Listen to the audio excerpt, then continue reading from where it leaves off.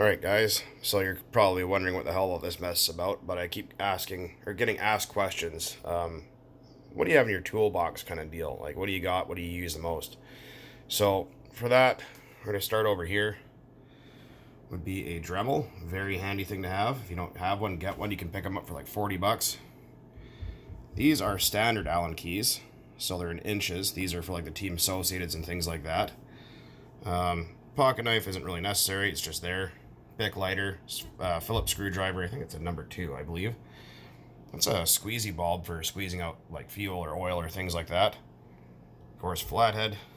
And this is my tuning screwdriver here, which is a little bit bent at the end. The cool thing is it holds an extra glow plug, which is really nice. Don't remember where I got it from. I think someone gave it to me. And pliers. A good assortment of pliers is necessary. So like some regular pliers, I don't have my other ones here at the moment, but some bent needle nose, some kind of short stubby needle nose. These are really good for doing piston pin clips and things like that. Long needle nose, these are also good for that, and you know, pulling con rods off of crankshafts, whatever. And this is a hook I made. Actually, need to redo it. This is usually what I use for like getting into things and digging things out, or doing airplane like 4-stroke camshaft bearings and things like that. That's what I use this guy here for. Obviously razor blades, super glue, very important. Cyanoacrylate, that stuff's great. Sticks your fingers together almost instantly too. 8mm socket for glow plugs. Here's a trick: if you don't have a glow plug socket, get yourself an 8mm and jam a piece of fuel line down there and cut it level. That way when you stick it on, it'll grab the glow plug and keep it from falling down and pissing you off. Flashlight, so you can see what the hell you're doing if it's dark or you just need a little extra light. These ones are magnetic. I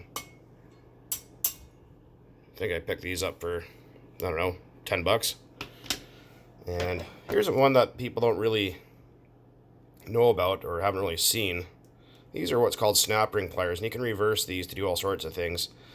So you'll see a snap ring, it'll be, you know, however big it is, and it'll have 2 little holes in it, and oftentimes people try to prime with a screwdriver and drive themselves crazy. Get these, you stick it in, open it up, and you can take your snap rings on and off of your transmission parts, like on a Traxxas 4Tech, because they have snap rings in there. And they have all different kinds. I think I got these off of eBay for about, I don't know, I think $7 or $8, and they come with a bunch of different tips. Small pair of vice grips, good for certain things. Obviously metric and standard sockets, which I'm sure most of you know what that is. Here's another handy one. Get yourself a cheap micrometer. These really help when you need to measure bearings and stuff. Like 15 bucks, 20 bucks tops. You know, you get it pretty much anywhere. Princess Auto, which is the same as Harbor Freight if you live in America. And my neighbor's a jackass, as always. But yeah, grab one of these things, man. They're really handy for all sorts of stuff. Like if you need to measure like a shaft thickness or, you know, connecting rod length or something like that, worth the money. And a lot of people ask, they've seen these screwdrivers. Where did I get them? How long have I had them for? Well, these are Sportworks, and I bought these from RC Pit Stop out in Langley probably 16 or 17 years ago. Like, I've had these for a really long time. There's actually a video of me grinding a new tip on these, because these things for a good set aren't cheap, and the tips eventually do get smaller and smaller as they get older. So what you do is you just touch them up on a grinder and face them off a bit, and that way you don't strip your screws. I am actually going to be getting a set of MIP for both standard and metric soon when I have the extra cash. But yeah, so these, like I said, there's 1.5 all the way up to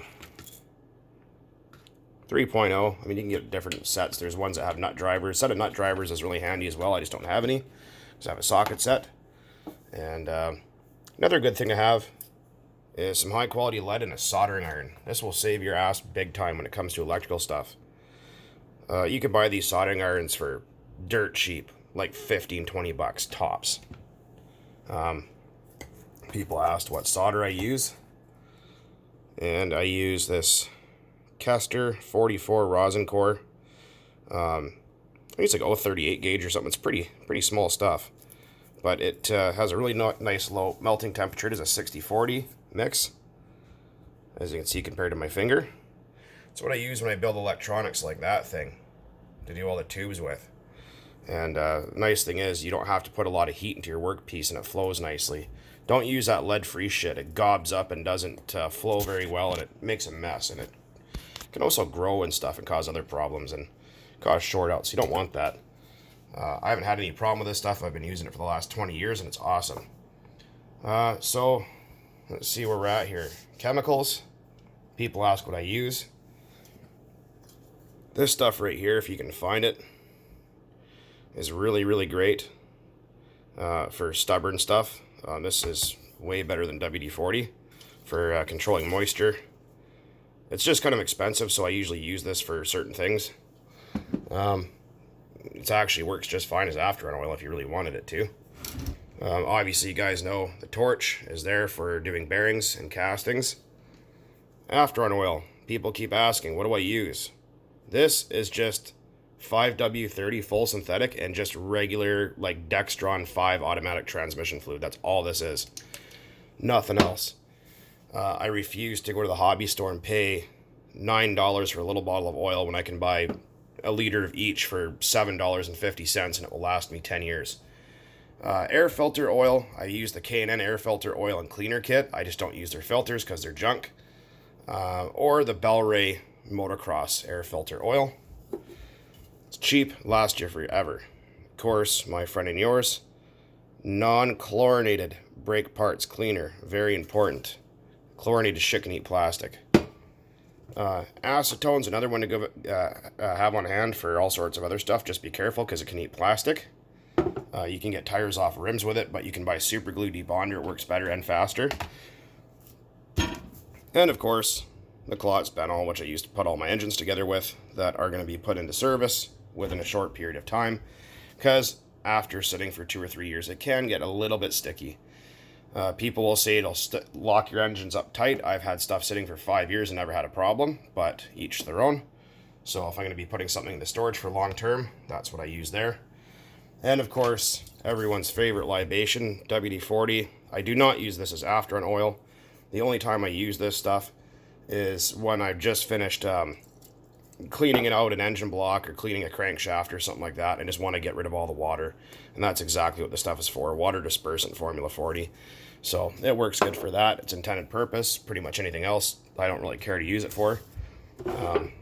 It's when you have a chemical that says it's good at absolutely everything, it's usually mediocre at everything. So, but that's just a quick little overview of what I usually have laying around. Of course, like I said, both standard and standard metric sockets, small wrenches, things like that. Normal shit you can get at any tool supplier for a few bucks or out of the bargain bin. I will say that when it comes down to tools, don't cheap out on your tools. Buy good quality tools, especially Allen keys and screwdrivers. Like, don't go to your dollar store for tools. Avoid that. Mastercraft tools from Canadian Tire, if you live on this side of the fence, they're okay. They're not bad for their money. They do have a lifetime warranty, which is good. I do prefer things like Jet or Mac tools if I can afford them, which are often very expensive here. These are Jet Allen keys. They do come with a warranty, and they are extremely high quality. I've had this set for probably 10 years now. I don't really like using them on small stuff. They're kind of annoying. I like the actual kind of screwdriver sets, so I'm going to buy myself an MIP kit. But, yeah, no, that's one thing. Never cheap out on your stuff, because you go cheap and you spend more money trying to fix something you screwed up by stripping it or whatever.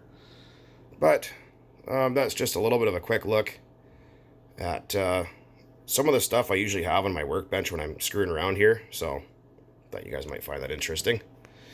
And if all else fails, blow the shit out of it.